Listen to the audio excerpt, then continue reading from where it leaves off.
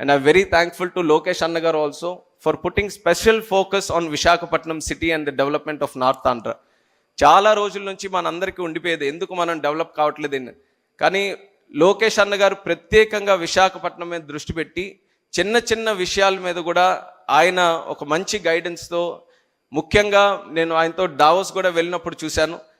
ఆంధ్రాలో ఏదైనా కంపెనీ వస్తుంది, ఇన్వైట్ చేస్తుందని అంటే ఆయన మొట్టమొదటిగా చెప్పే సిటీ విశాఖపట్నం.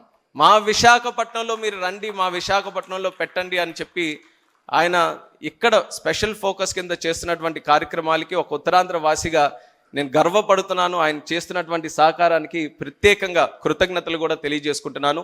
ఆయన సహకారంతో ఈరోజు టీసీఎస్ కూడా ఒక అద్భుతమైనటువంటి ఫెసిలిటీ మన యంగ్స్టర్స్కి ఉద్యోగాలు ఇవ్వడానికి ఇక్కడ కొంతకాలంలోనూ కూడా మొదలు పెట్టబోతున్నారు.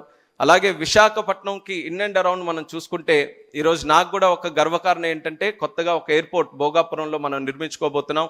ఒక bulk drug park in and around విశాఖపట్నంలో బల్క్ డ్రగ్ పార్క్, అలాగే ఆర్సిలార్మిట్టల్ స్టీల్, అలాగే మనకి హైడ్రోజన్ పార్క్, మనకి రైల్వే హెడ్ క్వార్టర్స్, ఒక జోనల్ హెడ్ క్వార్టర్స్, ఇలా ఎన్నో విషయాలు విశాఖపట్నాన్ని ఒక సెంటర్గా చేసుకొని కేంద్ర రాష్ట్ర ప్రభుత్వాల తాలూకా సహకారంతో, అలాగే చంద్రబాబు నాయుడు గారి తాలూకా విజనరీ అప్రోచ్తో మనం డెవలప్ చేసుకోబోతున్నాం.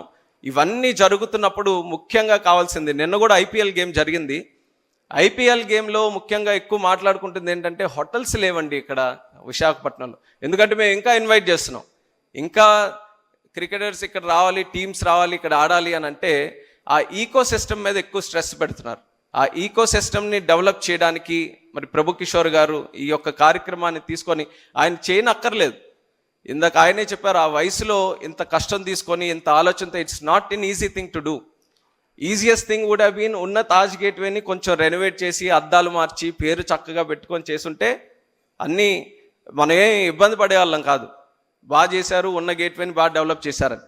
కానీ ఒక ఐకానిక్ బిల్డింగ్ని కన్స్ట్రక్ట్ చేయాలి, ఇంత ఆపర్చునిటీ ఉన్నప్పుడు 100%గా 200% మనం ఏం చేయగలం అని ఒక విజన్తో ఈరోజు చేస్తున్నందుకు, ఆ కమిట్మెంట్తో ఈ యొక్క సైట్ని డెవలప్ చేయాలి అన్న ఆలోచనతో ముందుకెళ్తున్నందుకు ప్రభు కిషోర్ గారికి మరొక్కసారి వేదిక మీద నుంచి ప్రత్యేకమైనటువంటి అభినందనలు తెలియజేసుకుంటున్నాను. And this will be a project which is going to change the whole landscape of Vizag. And I truly believe in it, and I truly believe that you can finish it in 2 years also. So the time we are not going to change the time, it is still going to be the same. And అందరం కూడా ఇదే ఆనందమైన వాతావరణంలో మళ్ళీ ఆ వరుణ్ తాజ్ బే శాండ్స్ని open చేయడానికి ఇంకా మరింత ఉత్సాహంగా ముఖ్యమంత్రి గారు చంద్రబాబు నాయుడు గారి చేతుల మీదుగా చేసుకుంటాం. అది ఖచ్చితంగా జరిగి తీరుతుంది.